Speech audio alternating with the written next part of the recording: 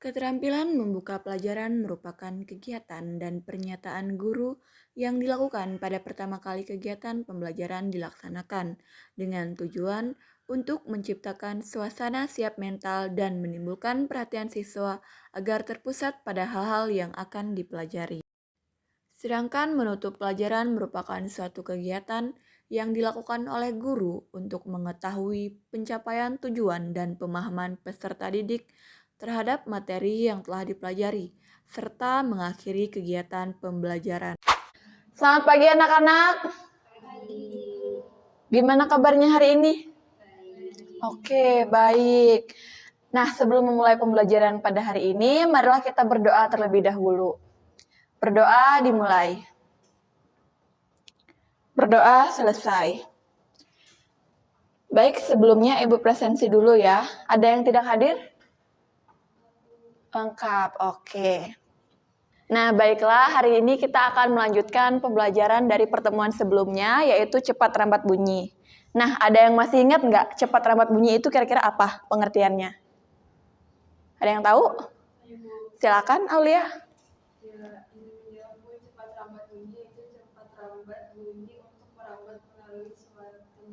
Ya, betul sekali. Nah, hari ini kita akan melanjutkan materi mengenai gelombang bunyi, yaitu efek Doppler. Tapi sebelum itu, Ibu akan menyampaikan tujuan pembelajaran kita terlebih dahulu. Nah, jadi tujuan pembelajarannya ada 3. Yang pertama, dapat menjelaskan apa itu efek Doppler, kemudian merumuskan gejala efek Doppler pada gelombang bunyi dengan benar, dan yang terakhir menggunakan persamaan efek Doppler untuk menyelesaikan permasalahan yang berkaitan dalam kehidupan sehari-hari. Nah, selanjutnya, sebelum masuk ke materi efek Doppler ini, Ibu ada sebuah fenomena. Nah, coba kita bayangkan ketika kita sedang berjalan di tepi jalan raya, kemudian ada mobil ambulan yang berjalan mengarah ke kita. Nah, kira-kira apa yang terjadi? Ada yang bisa memberikan pendapat? Ya, silakan. Jadi menurut saya, ketika ambulan itu mengarah mendekati kita, maka bunyi sirenenya akan semakin kuat. Kemudian pada saat menjauhi kita, bunyi yang kuat tadi akan melemah. Nah, benar sekali. Jadi, hal tersebut juga dilakukan oleh seorang penemu efek Doppler, yaitu Doppler-Christine. Nah, ketika Doppler ini pulang dari kuliahnya, ia juga berjalan di tepi jalan raya.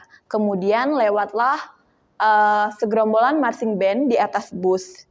Kemudian dia berpikir, kenapa ketika segerombolan marching band di atas bus itu lewat mendekati dia, kenapa suaranya menjadi semakin keras?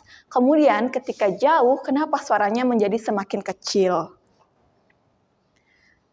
Nah, setelah itu akhirnya dia melakukan penelitian. Setelah melakukan penelitian, akhirnya ia menyimpulkan bahwa efek Doppler adalah gelombang bunyi dari sumber yang bergerak mendekati mengalami tekanan yang memberi nada dan frekuensi yang sangat-sangat tinggi.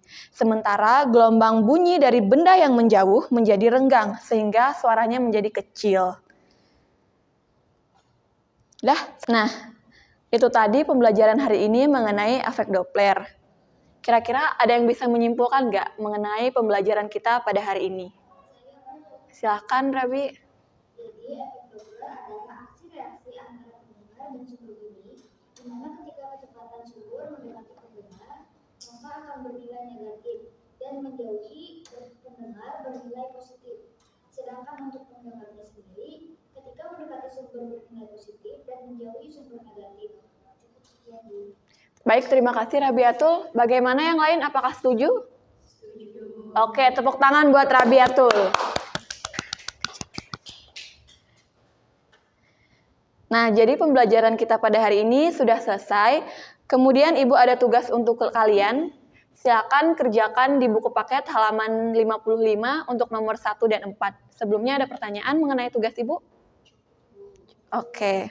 Baik, tugasnya jangan lupa dikerjakan dan minggu depan dikumpul. Dan jangan lupa juga untuk kalian mempelajari materi di bab selanjutnya mengenai gelombang cahaya.